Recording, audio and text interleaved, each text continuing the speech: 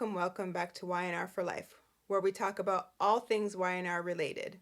From my perspective, my predictions, what do I think is going to happen, what has occurred, and we even talk about fashion because I'm a big fashion girl, so we got to dish the tea about that from time to time.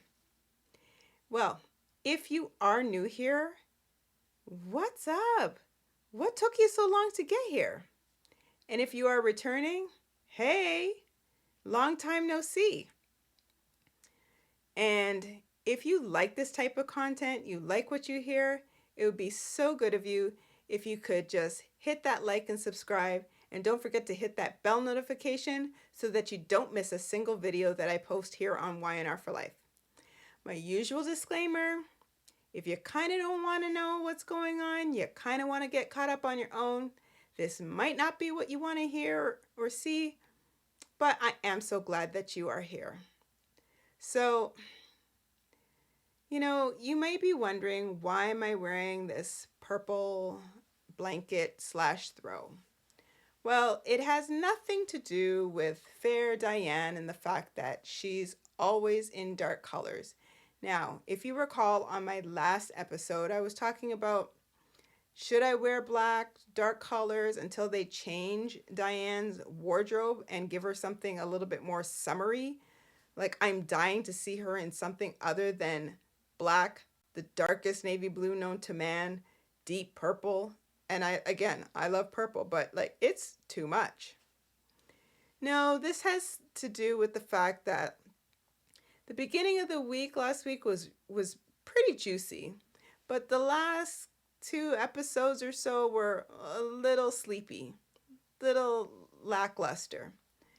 But you know what? I just thought it's sleepy, so why not? Okay, so we're going to dish the tea here. And don't mind me, once again, if I happen to refer to my notes because I really don't want to miss anything. So let's get into it. So, at some point, Nicholas goes to society and he sees Victor Newman, Daddy-O, and Victor says to Nick, like, let's talk about your parenting skills. And Nick's like, yeah, really? Well, let's talk about yours as it pertains to your other child, meaning Victoria. Because Victoria is a mess. You've heard me say this multiple times. She is messy. But that's Victoria for you. So that kind of just, they just have their little tete-a-tete, their little talk. So Adam sees Sharon at the coffee house, and she's there still with baby Aria because Mariah and Tessa are on their first official date night as new moms. And, Adam's like, oh, she's so cute. And I don't know what it's like to be a girl dad, that kind of thing. I only had Connor and blah, blah, blah. So just then, Sally she toddles in. And Sally overhears this because they don't see her. So she's now on the patio. And Sally's like, kind of somewhat eavesdropping, somewhat, like, so cute, whatever she's hearing. And so she comes in, she repeats something that, Adam says, and she agrees. I can't even remember what it was. It's kind of irrelevant. Anyway, so those two are talking, but it's kind of awkward. Well, Adam ends up, kind of like fake saying that he's got something to do with McCall. And Sally's like, she's there with Aria, of course, and Sharon. So Sharon's like, well, Adam doesn't do the greatest job at, trying to give space, making it look a little too obvious. And, meanwhile, Adam's over on just offside and he's hearing everything, and it was just weird. he didn't have to move, but he chose to. Anyway, so Sally tells Sharon the fact that, you know, the last time her and Adam got together as it pertains to have a conversation, that she made it kind of weird and awkward by basically, I don't know, she kind of like gave Adam the boot and said, like, okay, we'll be co-parents, but there's nothing more. Like, I'm with your brother, like, we're done. And, it was kind of like a stab to the heart to Adam, but whatever. Like, he's a big boy. Get over it, Adam. So Sharon was like, well, yeah, I guess, whatever Sharon said. Adam comes back over, and Sharon, she does basically the same thing as him and kind of fakes saying that she's got to do something in the back. So she leaves the two of them alone. Well, Sally apologizes to Adam and basically says, I'm sorry for making things awkward. We're just going to have to figure this out, and I'm sure we can. And that was pretty much the end of that. So let's turn to, hold on, wait for the face, Slimynate. Did you hear me sigh? Hold on. So Slimy Nate and Victoria, they end up at the club and they're having, martinis. I'm assuming they were martinis. It was in a martini glass. It was what it was. So just then, Nate toddles off towards, up the stairs. And I would really like to know, where is the concierge? Where do they actually check in at the club? Because from my perspective, when they roll on into the club, they're going through a revolving door, which is like right to the outside. I've never seen a concierge. I mean, at least at the Grand Phoenix, they had like someone at the pseudo bar, whatever. Kind of sort of seemed like people were checking in, but whatever. So I'd like to know, where do they give, credit card information or like monetary, like where to get a, anyway, I digress. So he goes towards the stairs and, goes up the stairs, and Victoria, she kind of gives her little coy smile and she finishes her drink and off she goes as well. Well, the two of them they didn't get into the bedroom fast enough, and next thing you know, they're slamming one another up against walls. And I mean, at one point, Nate slammed her on the bed, and I swore she would have gotten a concussion. Like, I'm thinking, damn, like, what's going on with you? You nearly knocked her out. Anyway, false alarm, that didn't happen. I guess that was the bright shining moment. Well, the two of them, again, hot and heavy. It was what it was. Meanwhile, Mariah and Tessa, they were at the club and they ended up getting a room and pretty much did the same thing. And, when they were done, they basically were talking about how baby Aria, hopefully she'll grow up and, know that she had two loving, parents that, love one another and whatever. Nothing really to say about them. Again, my usual, I think it was like a bit of a scene filler. Kind of didn't need to be there, but whatever. Nothing against Mariah and Tessa, but kind of didn't need to be there. Didn't need to even... I just talked about it because it was part of the show. And as it pertains to Slimy Nate and Victoria, they bother me. And unfortunately, we have to talk about them further. But for now, let's talk about Chance and Summer. So Chance comes to the Abbott estate. Summer's there. She looks all frazzled. I mean, can we just say she had her moment with that, ombre blouse that, thank God that's over with. Then she had her one moment where she looked on point. This is where she was like, you know, upset with Daniel, how he wanted to tell the truth.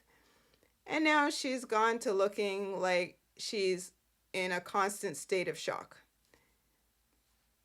She looks probably just a spit above Victoria in the messiness category.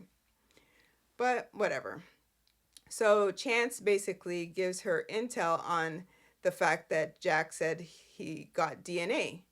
Now I'm thinking, well, Cricket, if you're there talking about there's a leak in the GCPD, look no further. It's fair chance. Because why are you telling a civilian all this information? This doesn't make any sense. So again, Summer is like, she goes over to get a glass of water off of, the bar area, and her hands are shaking like badly. Could she look any more guilty? Whatever. I mean, I don't know. So Chance basically is like, I feel as though, you and Daniel already know, like, know that Phyllis is alive, and like you're just trying to keep this to yourselves, but yeah, whatever. So that's pretty much that, and I don't know. There just wasn't much to say about it. Well, let me just double check and make sure. Well, I think we have everything covered. Slimy Nate, Victoria got a room, everything, whatever. So moving right along, I told you this was like throw worthy. It was blanket worthy. It would just, I didn't want to see Nate and Vic, and it looks so awkward. Y&R, Nate and Victoria, Nathaniel and Victoria, they look awkward. Awkward. But I digress. Oh, and by the way, Elena told Nate, like, where she wants her stuff to be sent to a particular storage facility. So, boo-hoo-hoo, Nathaniel, it is what it is. So let's move right along, shall we? Okay. So let's just continue with Slimy Nate and Victoria, and so we can just get them out the way. So the next day, they're in bed, and Victoria's like, "Oh, Nate, you got me to do something I don't normally do. Go back in bed after I had my morning coffee." She just is, ugh. If you're a Victoria fan, I mean, great, but she is, no, want. Whatever. So I'd like to know, because the two of them, and I'll get back to something in a second, but the two of them, they apparently get dressed and they're getting ready to go to the office. Tell me how she was able to get that braid back in her hair. Did it ever leave? I swear it left, but maybe I'm missing something. And it just don't make no sense. And what was up with everybody wearing green? Chance wore green. She was still wearing the green. The other episode, Summer was wearing the green. Did they have a sale on green? I'm confused. Anyway, so Victoria basically tells Nathaniel that she wants to basically get McCall. Like, she has her eyes set on it. She wants to get it, and Nate basically says, I'll do whatever you need. And she's like, would you do that for me? And he's like, I do anything for you. Ugh. Like, you are up to your own agenda, you slime bucket. Like, and simple Victoria cannot see this. Once again, can't see the forest through the trees, but okay. So, Victoria's line that she pulls by the time they decide that they're getting ready to go back to the office, and Nate's like, I should leave, uh so that on the off chance, I don't want to run into Elena, because Victoria was like, oh, are you trying to keep our relationship a secret? Relationship? Did I miss something? Okay, whatever. So then the line she says is, oh, I forgot. He says to her, maybe I'll come up with some, like, my own ideas on how you can get McCall, because she's like, well, I got to get to work on this. I got to get this together. And so then she's like, oh, I love it when you talk strategy to me. Pardon? I mean, she is not the comic relief on the show, but that line right there, just, that did it for me. I love it when you talk strategy to me. Okay, well, they toddle off. Half a step back, Adam and Victor were at the club at breakfast, and Adam was basically saying that he wants to take, or desecrate or take or whatever Newman Media. And Daddy-O was like, son, why would you do that? That's a big mistake. I wouldn't do that. You know how much people would pay me for the knowledge I have, the expertise I have? I have, basically, regenerated companies from that were unsuccessful, and I've basically breathed new life into them. That's basically what he was saying.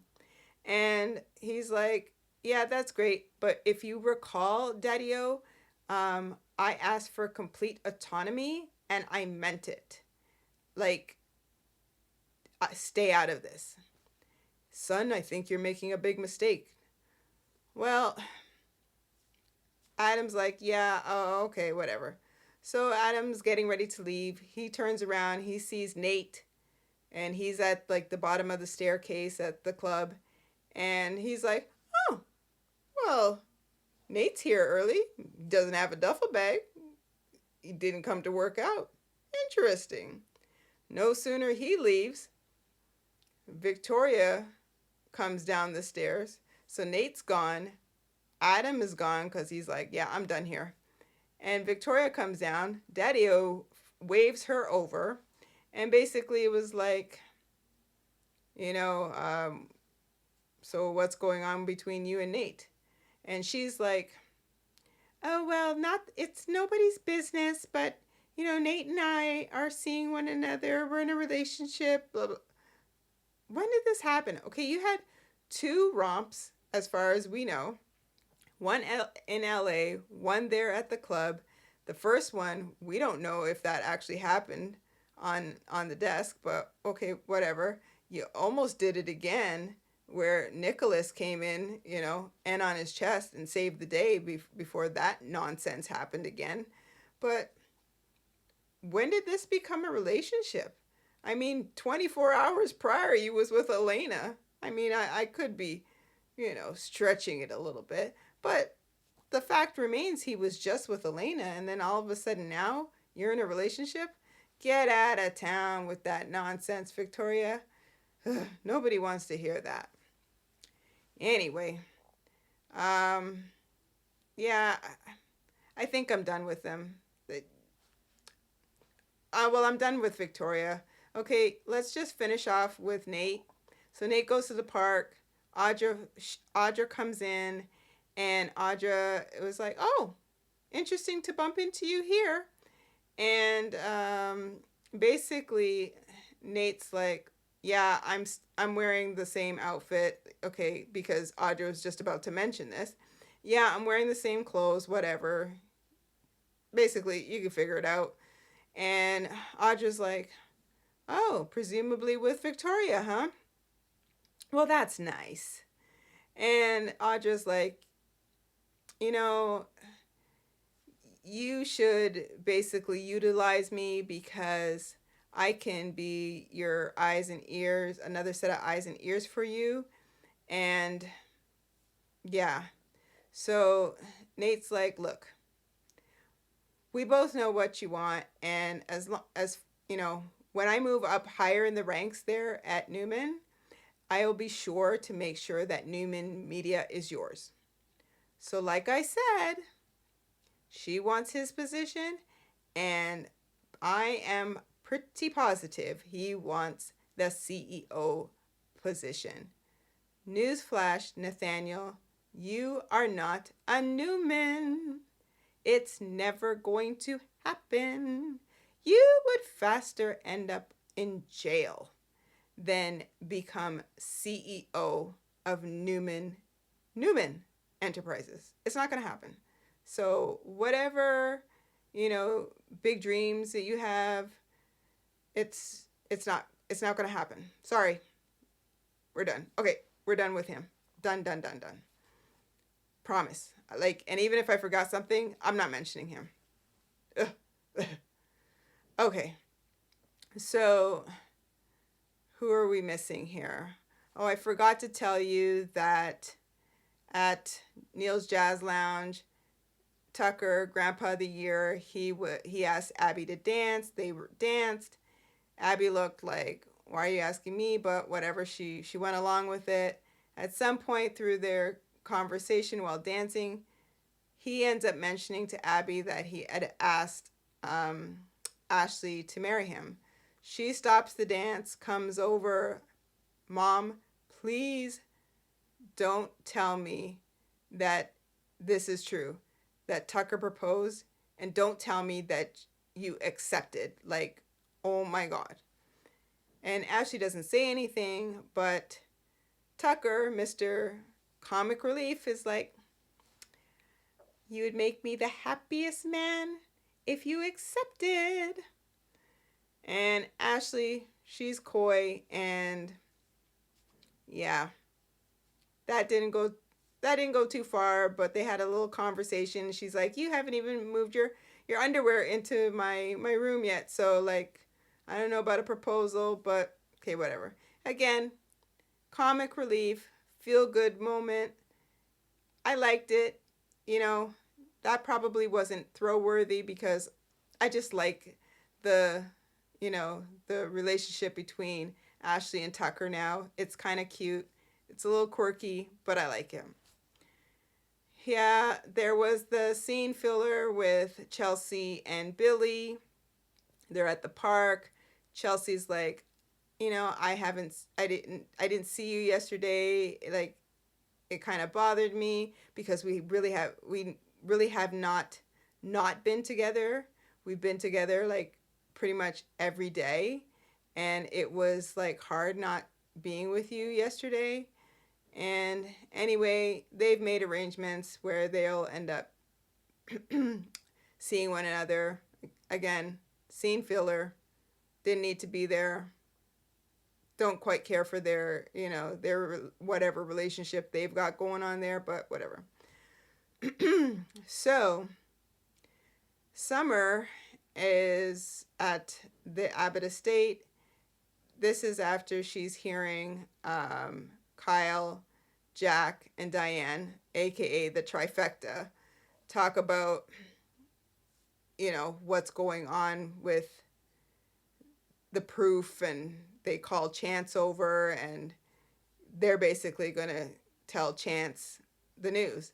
Diane's like, I can't wait to take this ankle monitor off and, be free, but whatever.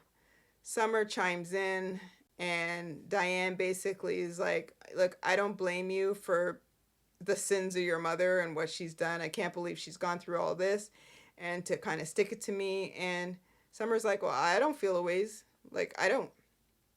And Diane's like, oh, okay. Alrighty then. Okay, so Chance comes in, and he basically is presented this DNA results, and he goes off and says, like, you guys once again have mucked things up, and you've got your DNA all up in the joint, and you didn't let the GCPD do their job. And Kyle, with his shirt that bothered me, I didn't quite care for the cut, the V, the collar, the crochet look, it didn't look good. But anyway, so Kyle's like, what? And yeah, it I don't know why Chance was even there, because once again, he had already told Summer about this DNA information. So I didn't get it, but I guess he was trying to spare Summer and save her, but it just kind of seemed all over the board. So Chance leaves in a fury and was like, okay, you guys, like, I can't use this. And of course, Kyle was like, maybe if the GCPD would do their job rather than us having to do it for them, then this wouldn't be an issue. Well, we're going to call her Slippery Summer. Slippery Summer, after Chance has left, she somehow escapes from the house, unnoticed, mind you, and I know I did not see her go out the house with a purse, keys, nothing. But she ends up at Society to meet Chance, and she comes in with a purse. I'm like, wait, if you left the purse in the car, that's not safe. That's just not safe. But okay, whatever. So she looks all nervous, and once again, she might as well just spill the beans, but she's not doing it. And Chance is like, you guys need to, like, work along with me, like, but hey, it's your prerogative if you don't want to, but like, if I were you, I would, but hey, whatever. So she's like, wow, I could really use some water. Any water? Just, again, Slippery Summer, you are so guilty. So she leaves Society, and she's out, like, in the walkway area where anybody could hear her, anybody could pass by her, and she's like, dials, which we assume is Phyllis, because she's like, Mom.